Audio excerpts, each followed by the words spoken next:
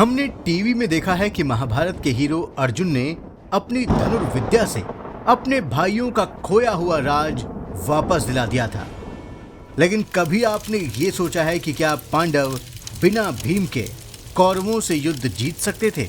महाभारत के अनुसार भीम बचपन से ही महाबली थे और उन्होंने कई राक्षसों का वध किया था। भीम वायुदेव के पुत्र थे, इसलिए उनके पराक्रम की तुलना कोई कर ही नहीं सकता था।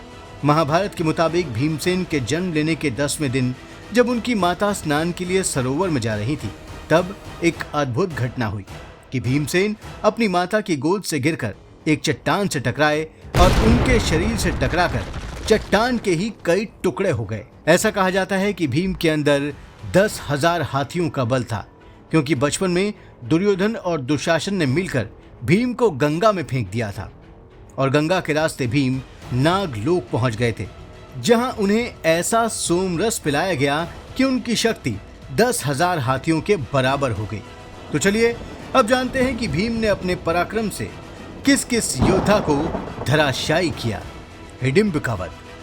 पांडुपुत्र भीम ने अपने जीवन काल में अनेक महारथियों को परास्त किया और कुछ का तो वध भी किया, लेकिन भीमसेन की लिस्ट में कुछ राक्षसों का भी नाम है, जिसमें से एक है हिडिंब राक्षस।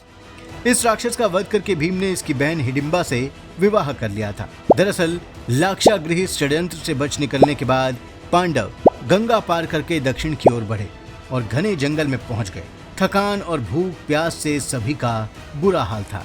तभी भीम सबको एक पेड़ के नीचे बैठाकर पानी की तलाश में इधर उधर देखने लगे और उन्हें एक तालाब दिखा जहां हिडिंब नाम का राक्षस रहता था।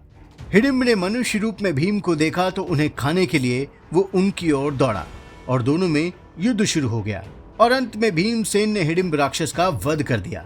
महाबली बलवान पांडुनंदन भीमसेन ने उसे दोनों भुजाओं से बांधकर उल्टा मोड़ दिया और उसकी कमर को तोड़कर उसे मार डाला।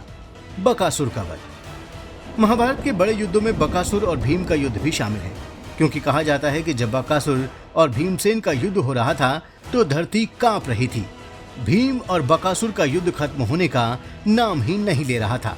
युद्ध के बीच में बकासुर थकने लगा और उसकी इसी कमजोरी का फायदा उठाकर भीमसेन ने उसकी गर्दन पकड़ ली और उसकी कमर पर जोर से प्रहार करने लगे। तभी उसके मुख से खून निकल पड़ा और वो राक्षस वीर गति को प्राप्त हुआ। भीमसेन के द्वारा बकासुर की जब कमर तोड़ी जा रही थी तो उस समय उसके मुंह से बहुत सारा खून गिरा और बकासुर के मरने के बाद बाकी बचे सभी राक्षस डर कर भाग गए। जरासंध वध।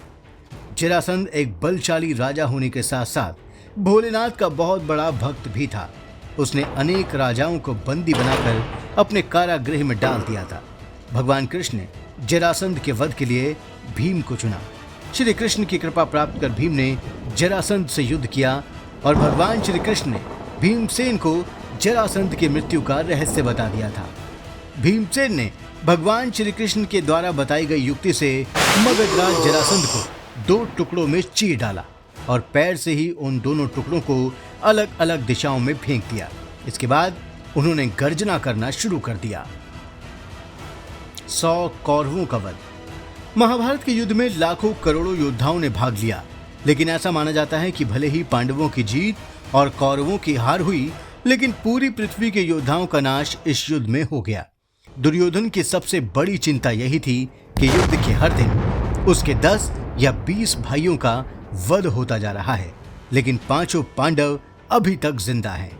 दरअसल भीमसेन ने दुर्योधन समेत उसके सभी भाइयों को मारने की प्रतिज्ञा ली थी और अपनी प्रतिज्ञा को पूरा करते हुए भीमसेन ने धृतराष्ट्र के 100 पुत्रों का वध कर दिया था। इस तरह भीमसेन ने महारथी, अतिरथी, अर्धरथी सेना में आने वाली हर श्रेष्ठ श्रेणी के वीरों का वध किया था। यही नहीं, भीमसेन ने सर्वश्रेष्ठ धनुधारी गुरु द्रोण को भी 12 बार परास्त किया था। सूर्यपुत्र कर्ण को कई बार परास्त कर युद्ध भूमि से भागने के लिए मजबूर कर दिया था।